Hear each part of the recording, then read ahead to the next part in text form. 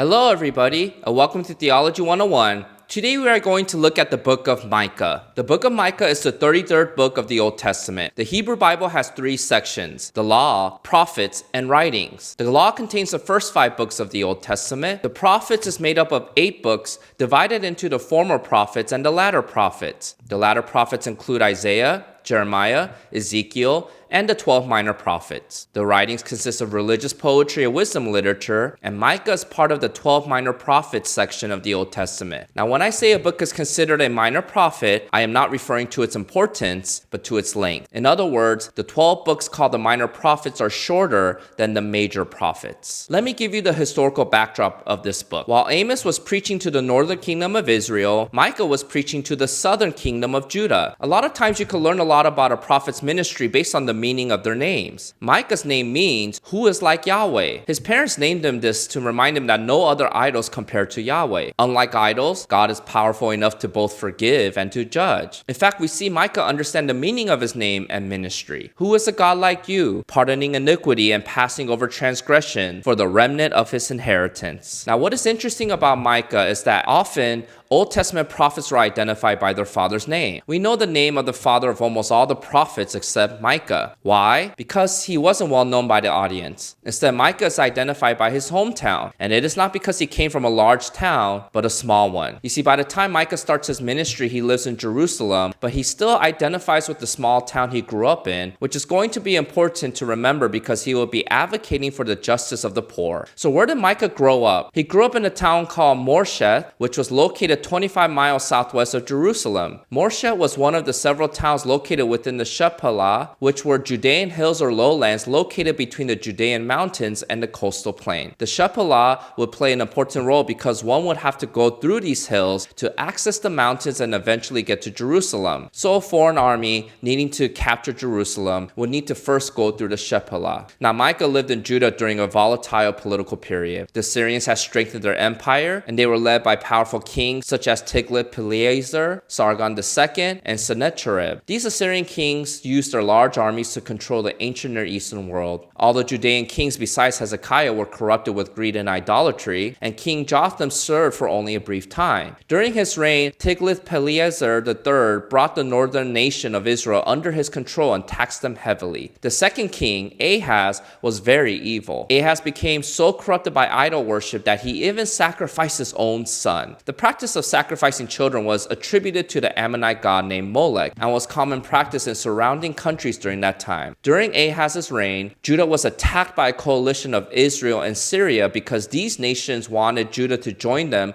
to fight against the Assyrians. Since Ahaz refused to join their coalition, this led to the Syro-Ephraimite War, which resulted in the death of 120,000 Judean soldiers and the capture of 200,000 men, women, and children as slaves. However, Jerusalem was not conquered because Ahaz turned to the Assyrian king to deliver him instead of trusting in God. While this was going on in Judah, the king of Israel, named Hoshea, refused to pay taxes to Assyria and instead joined up forces with Egypt to fight Assyria. But Israel was captured and exiled under the next Assyrian king, Sargon II, in 722 BC, just as Amos predicted. When Sargon II died, the new Assyrian king, Sennacherib, came to power, and Micah confronted Hezekiah, the king of Judah, and criticized the corrupt political and religious leaders in Jerusalem. Hezekiah responded positively to Micah's message and made reforms to the country's corrupt worship. Meanwhile, Sennacherib's power began to grow. He rushed through Syria and Phoenicia, encountering very little opposition. Jerusalem at this time had mushroomed to over 3 or 4 times its former size because of all the refugees flocking to the city after their hometowns were conquered by Assyria. Hezekiah refused to bow to Assyrian power, and because of this, Sennacherib attacked Jerusalem in 701 BC. But God miraculously delivered him when the angel of the Lord killed 185,000 Assyrian soldiers in one night. Because he lost all these soldiers, Sennacherib could not overtake Jerusalem and overthrow Hezekiah. During the siege, Micah gave Hezekiah words of hope from God. So by the time we arrive at the end of Micah's ministry, Hezekiah was old, and his evil son Manasseh took control of Judah. Manasseh submitted to the Assyrians, and the nation turned away from God again. And eventually Judah became exiled under the Babylonian Empire, Empire about 100 years later in 605 BC. Now, what was Micah's message? Micah is often labeled as a prophet for the poor because he would speak on behalf of the poor farmers from the Shephelah who were getting exploited by the merchants in Jerusalem. You see, prophets, priests, and judges during Micah's time were working together because of their greed for money. God originally set up the priesthood and office of the prophets to protect Judah from injustices and idolatry. God sanctioned prophets to stand above the judges and hold them accountable to God's law, and priests were elected to teach God's covenant values to people. But the judges twisted justice in favor of the rich landowners, and the prophets preached about prosperity and peace for the rich to get the approval of the elite. So God sends Micah to address the problem of injustice that existed within Judah. As a country boy from Shephelah, Micah knew farmers personally and had a passion to defend their cause. Like Amos in the north, Micah was an outsider. And this is the way one theologian summarized Micah's message. His whole message might almost be summed up in this one sentence. Those who live selfish and luxurious lives, even though they offer costly sacrifices, are vampires in the sight of God, sucking the lifeblood of the poor. So Micah mentions God's judgment that is coming and has already come because of Judah's treatment of the poor. Judgment in Micah is seen in the destruction of Samaria, in the coming of an invader against Jerusalem, in the greedy landowners' loss of their land, in God abandoning Judah, in the shaming of the false prophets, in the siege of Jerusalem and the humiliation of their king, in the cleansing of the land from idolatry, in the removal of the wicked, the violent, the liars and cheats, and in the judgment on the nations. But Micah's message is not just gloom and doom. He does mention God's salvation. If you were to look around Judah during Micah's time, you would only see darkness. Judah's hopelessness was magnified by the fact that God's character was not being reflected in the nation. God always required justice, faithful covenant love, and human obedience to him. What does the Lord require of you? To act justly and to love mercy and to walk humbly with your God. So the only hope for Judah and all the other nations is a promise of a future shepherd king. But you, O Bethlehem Ephratah, who are too little to be among the clans of Judah, from you shall come forth for me one who is to be ruler in Israel, whose coming forth is from of old, from ancient days. Therefore he shall give them up until the time when she who is in labor has given birth. Then the rest of his brothers shall return to the people of Israel, and he shall stand and shepherd his flock in the strength of the Lord, in the majesty of the name of the Lord his God, and they shall dwell secure, for now he shall be great to the ends of the earth. Although Judah will be judged, salvation will be possible for them when they trust in God and place their hope in this future shepherd king who comes from Bethlehem and will reign in Jerusalem. And this shepherd king is also our hope for today. Thank you to today's sponsor, On Reverence. They offer a free digital worship music app called Maskill.